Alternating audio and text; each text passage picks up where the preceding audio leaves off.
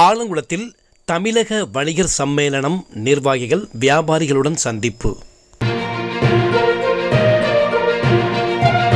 பெருந்தலைவர் காமராஜர் சிலைக்கு மாலை அணிவித்து மரியாதை.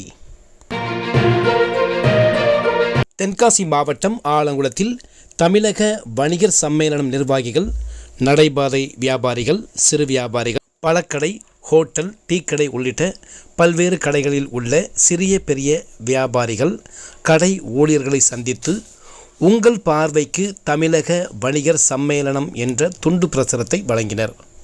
இந்த துண்டு பிரசுரத்தில் தமிழக வணிகர் சம்மேளன அமைப்பின் நோக்கம் தொடர்பான தகவல்கள் இடம்பெற்றிருந்தது.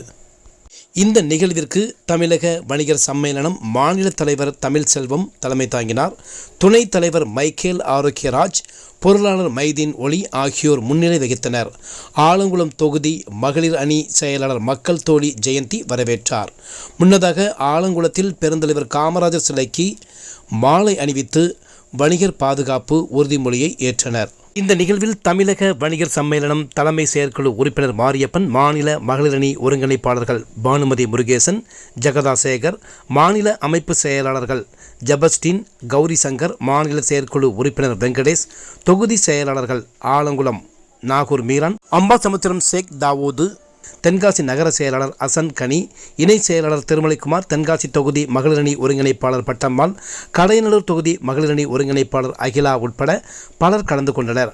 ஆலங்குளம் தொகுதி இணை செயலாளர் அஜித்குமார் ராமசாமி நன்றி கூறினார்.